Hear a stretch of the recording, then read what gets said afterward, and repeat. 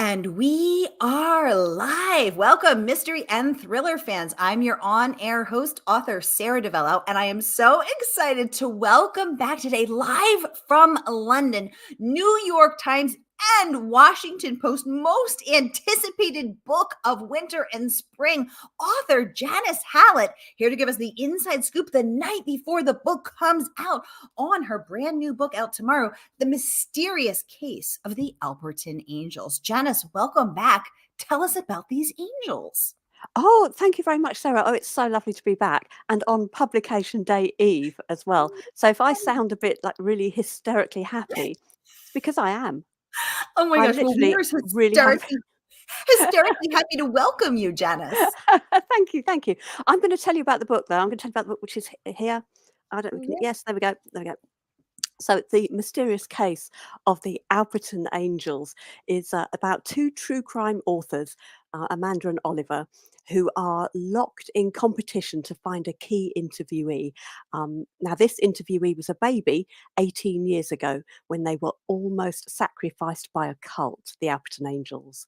Now, they believed this baby was the newborn Antichrist and they were sent to Earth to destroy it. Now, happily, that didn't happen. The baby's teenage parents came to their senses and all escaped in the nick of time and all disappeared back into the social care system where they'd come from. However, now the baby is 18. It can tell its story for the first time. And this is why Amanda and Oliver are so keen to find it, because this will be quite a scoop for both of their careers. Now, what with one thing and another, Amanda and Oliver, who have a long history simmering between them, they're forced to work together. And they start to uncover some rather alarming inconsistencies in the case and soon come to realize that all is not as it seemed back then.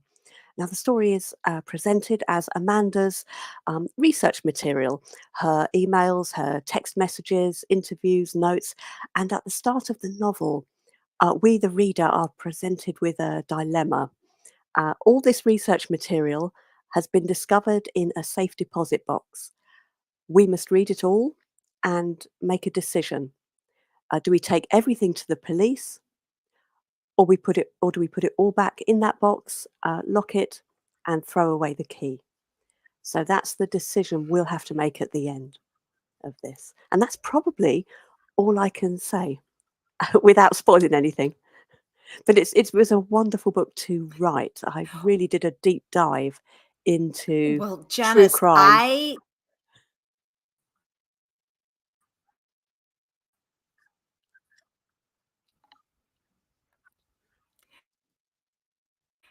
Oh, can you still hear me, Sarah? so love about this book, and you're frozen for a second, but I am sure that you're gonna come back. Okay, you're back. So there I'm is back. so I'm back. much You that I froze for a love about this second book, too. and I can't wait. Yay! Okay, I'm glad we're both back.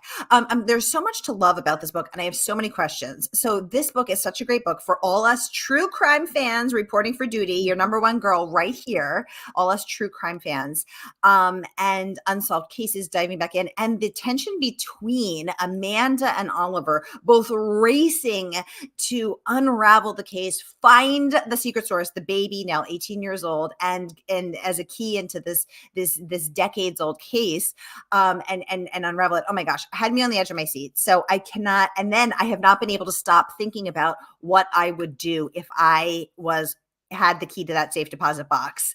I know what I do because I have a terrible sense of curiosity. So I I can leave no stone unturned. So I know what I would do. But now when everyone reads the book, everyone come back and comment on this video what you would do if you had the key to that lockbox, because we have a lot to talk about. Oh my gosh. So Janice, we are going live to 6 different destinations across Facebook and YouTube. People are laughing at me and my sense of curiosity. I see you guys. I see you. You know you're the same. And so if you've been here before, you know the drill. Just get your questions going in the comment box. I'll get them right over to Janice. For if you're new, welcome, mystery and thriller loving friends. We're so happy to have you. Here's the drill every Monday for hashtag Mystery Monday, because Mondays can be murder. I give you my handpicked featured authors, and you get to ask them anything. So ask Janice about this book, the style that she's so famous for writing in, where you're reading, you're in the case files, the emails, the voice notes, the WhatsApp messages. There's emojis. It's so fun. Ask her anything, because what happens on Mystery and Thriller Mavens stays on Mystery and Thriller Mavens. It's like Vegas for Mystery and Thriller lovers. So let's get right into it. Randy joining us live from YouTube. Hi, Randy, saying good afternoon, Sara and Janice. Hi, Randy. Robin joining us from YouTube as well. Hello, Sara and Janice. Hi, Robin. Hi, Welcome Robin. back. So good to see you both. We have Aiden's audiobooks. Hi, Aiden. Oh, Aiden, hello. Stephen King fan there. I see it. You're in the right place, Aiden. Renee joining us from Facebook saying, hi, Sara and Janice from Southeast Florida. Hi, Renee. Love the dogs. Love the doggies. Robin saying, I don't often know what time it is here. So what time is it in London? It's 8 p.m., right, Janice? It is 8:05 p.m. Oh my goodness, yes. So Janice's book is coming out tomorrow. Janice, how are you going to celebrate tomorrow, this fabulous new book of yours? I'm going out to lunch, which is like a formal celebration, but otherwise I shall be loving watching people opening their books and posting their reviews online, because I'm over here in London and it's launching over there in America. So the next best thing to actually being there is to be online on X and on Instagram and watching it all happen from afar. It's wonderful. I can't wait. Yay. Well, we can't wait. And we've got to get you over here on tour. But on one of these books, Janice, but in the meantime, everybody, yes, the book drops tomorrow, and Janice will be watching us all live from London as we post our book picks. So here is the link to pre-order. You can pre-order tonight from our favorite woman-owned independent bookstore. That is, of course, Murder by the Book. And then when you get the book, tag Janice on Facebook, Twitter, now X, Instagram, Threads. She does it all, and then post your pics of unwrapping the mysterious case of the Alperton Angels, so that she can live vicariously through all of us. Renee is saying, enjoy your lunch celebration, Janice. Yeah, Janice, we're gonna be looking at you for posting your pictures of your lunch. Thank you. I will do that. Yeah. I love that. Aiden is saying, Janice, will you come to Ireland? I would love to go to Ireland. I was actually in Ireland at the end of last year. I did the Dublin Murder One festival. I would love to go back. I loved it there. So yeah, I mean, watch this space, Aiden. Watch this space, Aiden. Ireland is so great. I love Ireland too, Janice. Isn't it the best? Isn't it? So good. Margaret saying that makes it the launch lunch. Absolutely. Janice's launch lunch, which should be trending on Twitter. That is such a good one. Oh, Robin, you're so welcome. Renee wants to know, how long would I wait to open the locked box? That would be 0.0005 seconds, Renee. I have absolutely no self-restraint. I would be opening that box like it was my job. Randy's team opened the box. Absolutely. Janice, I think we all want to know, would you open the box? Yes. Yeah, I had, like you, my curiosity gets the better of me every time. Yeah, there's no filter between me and my inquisitive nature. So yeah, I open the box. I love that. Now, Margaret wants to know, Janice, did you get the idea of all the loose material in the box from the famous dispatch box that Dr. Watson had with notes about Sherlock Holmes's unsolved cases? Great question, Margaret. And clearly you're a mystery lover. That is a fabulous question, Margaret. But I have to say no.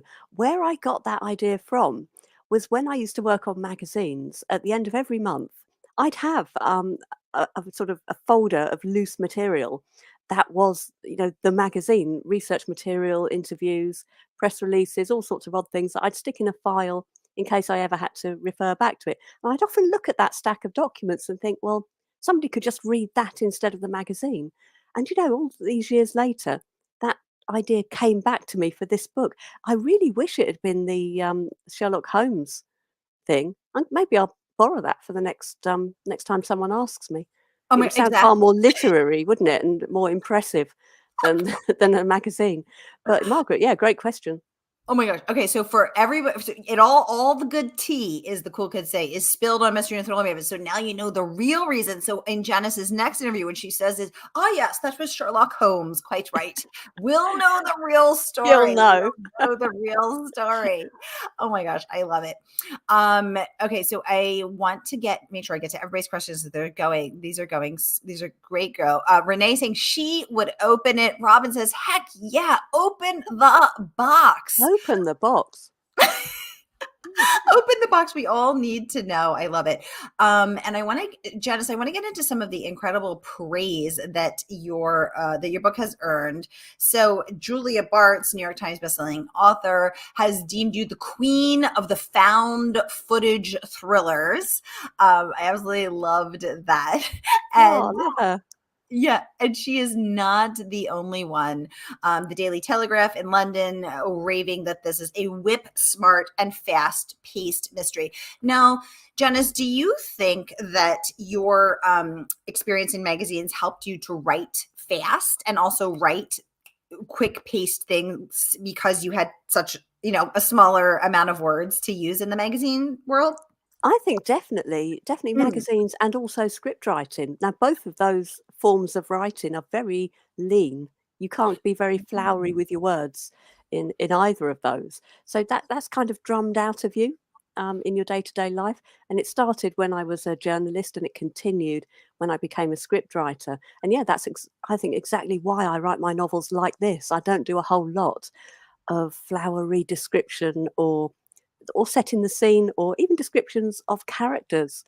I tend not to do because I imagine myself as the character rather than watching the character, and so I don't describe them. And it's Ooh, something that I think if you read a lot of my novels, you realise you don't know what any of them look like because you're yes. always reading from their point of view.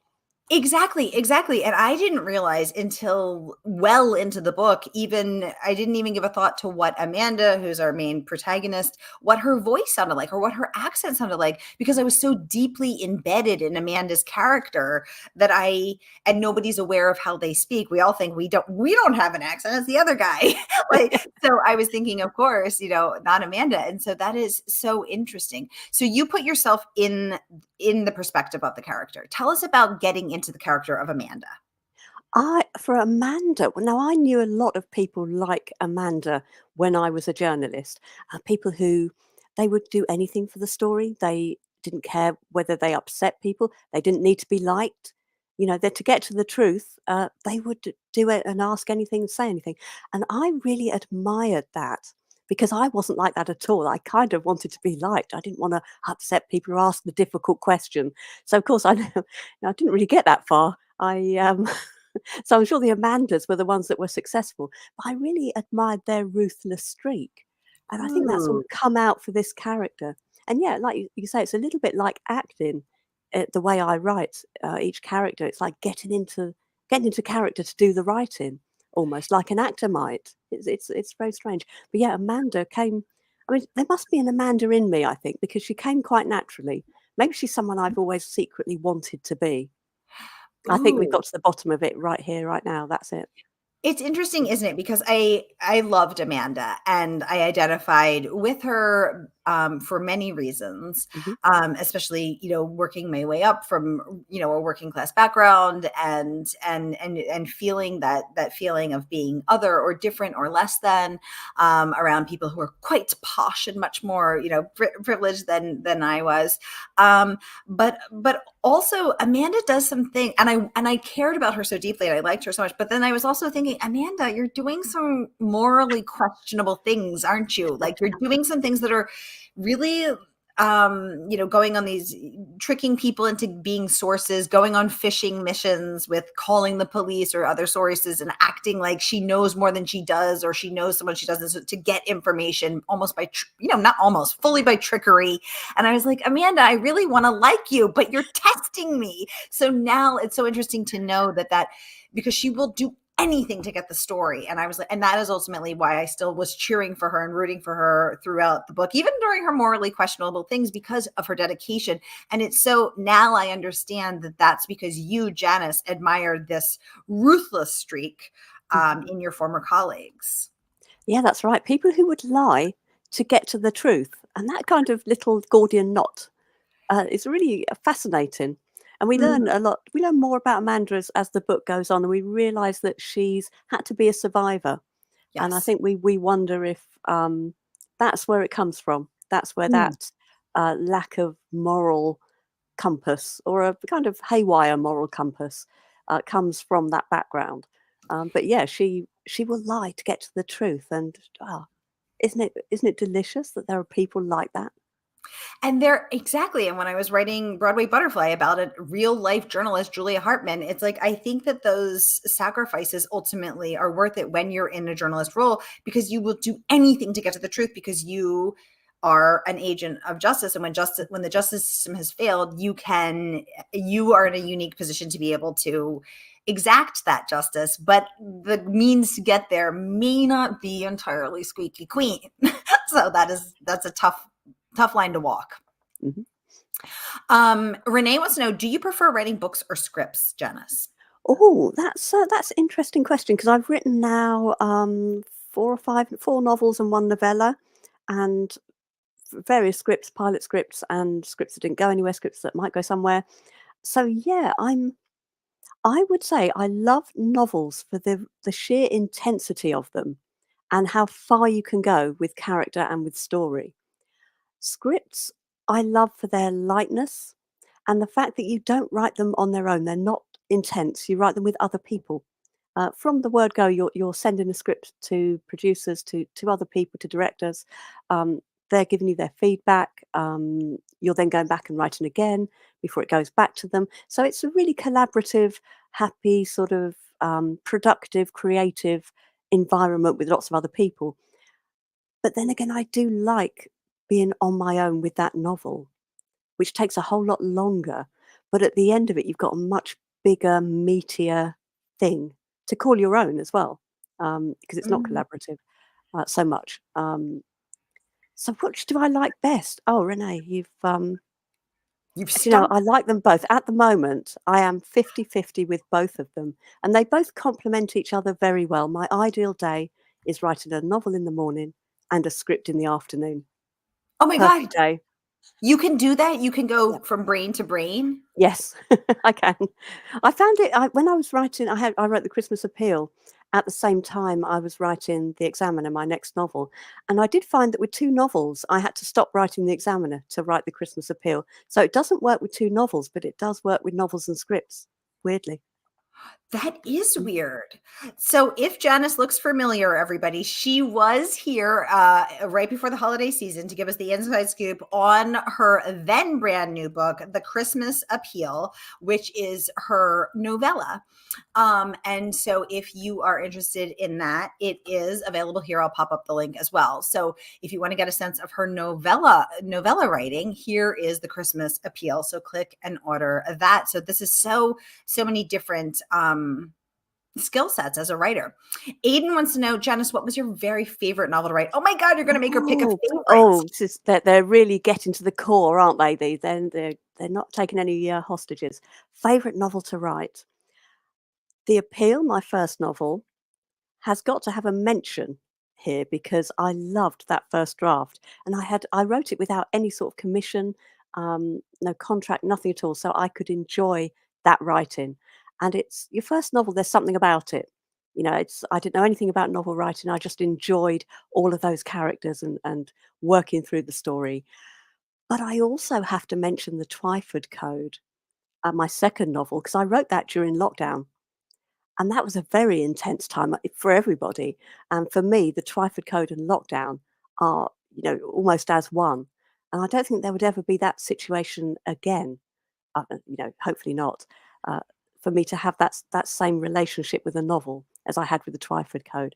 And having said that, I loved writing this one as well because I was putting into play everything I'd learned from the Appeal and the Twyford Code and putting it all together into this book, which happens to be the first book I've written having already been a published author because I wrote the Appeal and the Twyford Code before the Appeal was published. So this Oh, is the first one I wrote with that added pressure, I think, of already being published. ooh, that was interesting. So how was that for you to write with that pressure? It was Janice? Did it feel interesting. different? I'd be lying if I said I didn't sort of acknowledge it. It was there, but at the same time, having overcome it is makes you so much stronger. And now I feel I'll never feel that pressure again because I kind of appreciate the journey that each book represents, the step on the journey that each book represents, a sort of creative journey that this is. And I think for me, each book is a step on, a step up in one way or another. And this is, if you've read the other two, The Appeal and the Trifle Code, this is the next step from that, even though they're not related at all in any way. Standalone stories. But as a journalist, a former journalist, you must be used to feeling the crushing weight of deadline pressure. It's rather than a crushing weight, I find it's really motivating. Do you know, if there's nothing I love that. It's a bit of a nice feeling to have to that you haven't got all the time in the world and you might have bitten off more than you can chew. I kind of like that feeling.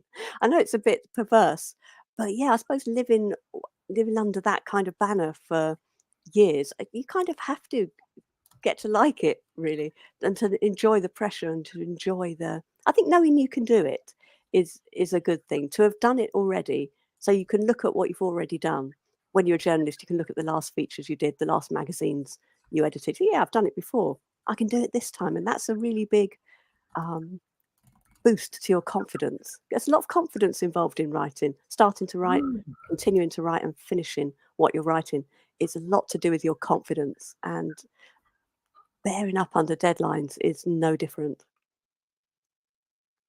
Well, crushing pressure or motivation, I guess only the author I guess only the author can say because I'm over here thinking, "Oh my gosh, I'm feeling anxious just thinking about that." And you're like, "It's motivating." It's, so I think we've gotten a good glimpse into the beating nucleus of Janice Hallett. Indeed, indeed. Renee saying, interesting. Thank you for Mm. sharing, Janice. Yes, thank you Oh, for thank you for sharing. listening, Renee. Thank you. Robin saying a box will appear soon. I love Mm. that. Ooh. Someone else saying I would be open that box right now. Oh, Renee wants to know, did Amanda cause you to change anything you had planned on writing? So let's talk about craft. Is Amanda Ooh. leading you? Are you leading Amanda? Are you a plotter? Are you a pantser? Let's get into it, Janice. I'm a total pantser. If there was a club or a signing up process, I would be fully signed up there. And yeah, I started this book with very little idea what I wanted to write, except I knew I wanted it to have a male female double act at its core. Because the first book, The Appeal, big cast, lots of characters. Second book was one character's journey. And I thought, yeah, I'd really like a double act to be at the core of this book. So yes, I've got the Amanda and Oliver, and Amanda did lead me through the story, but something happened while Amanda and Oliver were at loggerheads. And I'm just going to take a drink while I Yeah, you got to wet that. leave you in suspense while I take a drink. Oh, look how she's Mhm. doing it. Even now, she's just keeping us in You'll have to suspense. It wait. was a You have to wait. planned pause. She's not even thirsty. She's just reeling us in. So early on, Amanda was interviewing people and she was having her interviews transcribed by her assistant, Ellie. Now, this was never meant to be a big character. Ellie was just going to be the person who transcribed. And yet, this character inserted herself into the transcriptions quite considerably. If anyone's read it, and you've read it, Sarah, so you'll know, Ellie becomes quite a big character as these transcriptions go on in the book because she says more and more and she's not shy in telling Amanda exactly what she thinks of her or she'll make comments on the interviewee and what they've said. So Ellie rose up. So out of nowhere, really. So we had this double act between Amanda and Oliver, but we also ended up with another double act between Ellie and Amanda. And I didn't anticipate that happening at all. That happened simply through the impetus of the narrative and where these characters came from and took me on that first draft. Oh, that's so interesting because at first Ellie is just transcribing them, but then she starts to share her opinions. Oh, this feels really awkward. Were you both drunk in this scene? I am uncomfortable. What's wrong with you people? Or he sounds guilty. He sounds suspicious. There's a long, it goes from long pause. I cut out the pleasantries at the beginning to her really sort of intuitively feeling what she is getting from the interviews. Oh, that's so interesting. So Ellie was supposed to be a little character, but in a twist, which I will say I did 98 interviews last year. I read a lot of books. Janice Hallett, I did not see this twist coming. I did not see this twist coming. I didn't see the Ellie twist coming. I didn't see the twist at the end coming. You shocked me. Excellent. Job done. Janice Hallett can sleep well tonight. So this is very, very interesting. Okay. Here's some good questions here. I want to make sure we get to these. Actually went right past them. So, Renee says, you are choosing a favorite child. The first is always the favorite. Oh my goodness. Renee, I'm going to say you're probably an oldest child over there. Catherine, welcome to the conversation. She wants to know, Janice, what can you tell us about The Examiner? Oh, Catherine. Catherine's ahead of the game with The Examiner. The Examiner is my next novel. That's due out in September of this year. Just been doing some final edits on it. The Examiner is set in a university.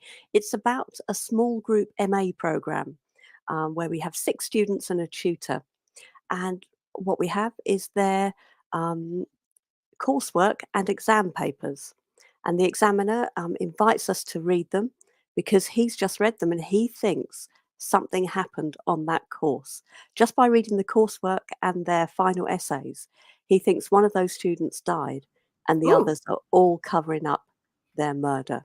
And so he invites us to read it all and see, is he right? And if he is, then what on earth has happened? And that is The Examiner, your master's degree in murder. Ooh, and just like that, Janice Hallett hooks us good. Well, Janice, now you have to come back in September and give us the inside scoop on the Examiner, because now it's just a yearly tradition. You just come in and give us the scoop. I would love to. Thank you. That's a date. Okay, everyone, mark your calendars. Janice is coming back in September.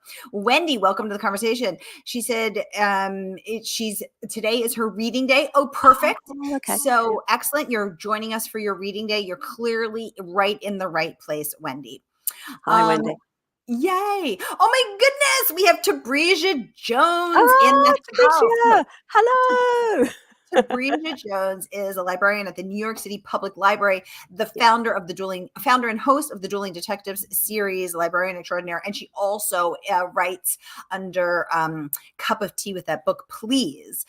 So everyone follow Tabrisha. She is so fabulous, and she and I share a lot of favorite authors. So we actually met with in person. We met at CJ Tudor's launch event last year for The Drift. I was interviewing CJ, and that's where Tabrisha and I first met. So yay! Hi, Tabrisha. Cup of Tea Jones, one of my favorite Instas. That's right. She's Cup of Tea Jones. Robin saying, excellent, Sarah, that Sarah didn't see the twist. I didn't see the twist, Robin. I was gobsmacked. Let me know if you are too once you read it. Renee wants to know, what are you currently reading, Janice Hallett? I am currently reading a book called Hidden Pictures by Jason Rekulak, if I've pronounced that correctly. Yes. I've just got to the end of it and it's brilliant. I can highly recommend that for anyone. It's like crossover crime, slightly supernatural-ish thing. I'm not sure it's genre busting, as they say, but brilliant read. I loved it. Hidden Pictures, Jason Rekulak. Ooh, I've been hearing a lot about that book, and I haven't read it either. So thank you for the tip there, Jonathan. That's so great. Okay, I want to get into some more of this incredible praise because, again, you guys, I just want to remind you, Janice is a most anticipated book by both the New York Times and Washington Post. So no small feat there. Congratulations on those incredible accomplishments. engagements. So, and they are not the only ones loving this book, resonating with this book. Marian Keyes, author of Again, Rachel, says, this is your best so far. Deeply intriguing, warm, and so much fun. Absolutely. And she's not the only one raving either. We have Ian Moore saying it's not enough to say that this book is fascinating. Well, first of all, that alone, anybody would be happy with just that. But he goes on to say, I'm going to pop it up so we can all read it. To say it is gripping and clever, an astonishing piece of work. Janice Hallett is playing a different ball game to the rest of us. So, Wow. Janice, when you read Ian Moore, author of Death and Croissants, saying you're playing a different game, that you're in a whole other, ballpark than the rest of us. What are your thoughts? Wow, I can't believe it. I can't believe it, because these are like my favorite authors saying these things, and it's like, whoa, it's really humbling, and Mm, just I don't know what to say really. So mm. it's wonderful, but I'm English and always embarrassed about about these things. So I'm quite embarrassed as well as being absolutely gobsmacked and very, very proud and pleased to hear Yay. it. The Observer said, what a treat to be back in a world created by the Machiavellian Janice Hallett. I'm gonna update you, in my Rolodex to Machiavellian Hallett. Another cracking mystery from a highly original author. So I think everyone is really talking about this format of putting us in the role of detective, which of course, I mean, how many of us really want to be detectives, right? Like we all grew up reading Hercule Poirot, Miss Marple, and Nancy Drew, wanting to be, detectives. And so when we get to read the notes, whether it's the voice notes from Twyford Code, whether it's the WhatsApp messages and Alperton, we're digging through somebody else's life in a very voyeuristic way, which puts us, puts our detective hat on, gives us a magnifying glass, and we can get to work. What made you think to write like that in this very unique form? I didn't think a whole lot, but Mm, when I did start writing like this, it did occur to me it was quite immersive. And I yeah. suppose I was thinking about computer games. Not that I play them, but I'm very aware that other people do, and that they're very complex these days. They're not the asteroids and space invaders that I played as a teenager. They are proper stories, and they're Mm, written. They have have scripts. These are the mm, proper games that people immerse themselves in and play. And I suppose I was thinking about that. I was thinking, for people who are used to playing, computer games, maybe they'd be inspired to read a book mm, that was like immersive in itself, and that you mm. had to be an active kind of reader. But it was Ooh, it was a vague feeling. I was really writing to tell the stories of the characters that I was jumping into. So yeah, mm. I didn't do a whole lot of thinking in those early novels. I do more thinking now, I think. Ooh, I love that. And Renee saying not the Mario Brothers. Exactly. Not No, Mario Go-Kart. no, Those are really exactly, exactly. It's so interesting. I had not thought of the video game thing because it is so immersive, and I think that's what I love about it. Deanna Rayborn, who came on the show for her book, the best-selling Killers of a Certain Age, deems the book fiendishly clever and thoroughly unique. Hallett is reinventing the genre. Absolutely. And I love that. We also have, I'm scrolling back there just to make sure, because there was another one I wanted to talk about. I'm just trying to find it now. Of course, now I can't. Ashley Winstead, who was just on for Midnight is the Darkest Hour, talking about your ability to produce the puzzle box marvel that is the Alperton Angels. And I loved that because it was putting together a piece based on what each person had to say. So just so smart. She says she and her brilliant stories are in a league of their own. Absolutely. You guys, the book is out tomorrow here in the US, and you can pre-order your copy today, and the good folks at Murder by the Book will ship it out to you tomorrow morning. So here is that link. Once again, whether you're watching from Facebook or YouTube, get your hands on The Mysterious Case of the Alperton Angels and let us know, would you open that box? Did you see that twist coming? Tell us all the things and let us know what you think after you've read it. Aiden saying, I'm going to buy this book this Thursday. I loved the appeal and the Christmas appeal. They were both such great books. Thank you, Aidan. Oh, thank you. Renee's giving you clapping and giving you so many hearts. Robin saying, congratulations, Janice. Thank you. Congratulations. Oh, we have some Tabrija fans in the house saying Tabrija was one of them. So Tabrija comes on about once a quarter and gives us all of her top picks. And Janice Hallett, she had not just one, but two of your books in her picks. Fabulous. Both the Christmas appeal and the Alperton Angels were in Tabrija's picks. Again, New York City Public Librarian and cup of tea with that book, please, Jones. Cup of tea, Jones. Tabrija saying hello. Yay.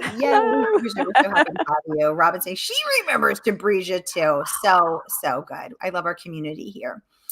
Oh my goodness. And Robin saying a Broadway butterfly poster. Yes, thank you for noticing. She says, I recently found it and it came home with me. Oh my gosh, thank you for bringing Butterfly home with you, Robin. Please let me know what you think. Yes. Okay. So you guys, we are actually 5 minutes over time. Time flies when you're having this much fun. Yay, Tabrija, we love you. Randy says, thank you so much for joining us, especially live from London. Renee saying, thank you, Janice. Thank you all for coming. Grab your copy of the Alperton Angels tomorrow. Grab it tonight and we'll send it to you tomorrow. You're not going to want to miss this one. And now Janice, you heard it here first. We'll be back in September to give us the inside scoop on the Examiner. Janice, happy Pub Day. Congratulations. Washington Post, New York, and New York Times, most anticipated book of the season. All of this incredible praise from Kirkus, The Telegraph, The Observer, and Ashley Winstead. It's just so many authors and so many media. It has been such a pleasure to host you once again, get the inside scoop on these angels and your writing process. And you guys, I also just found out that when you, I don't usually undress my book, but when you undress it, look, it's a golden copy of Wings for the Angels. And Janice just told me that right before we logged on. So get your copy on Angels. Janice, happy Pub Day. Congratulations. And we'll look forward to seeing you in September. Oh, thank you, Sarah. I can't wait to come back. It's been wonderful to speak with you today. And thank you, everyone, for watching and listening. Thank you. Thank you all. I will see you later tonight, 7 p.m. and 8 p.m. Edwin Hill and John Lindstrom. Stay tuned.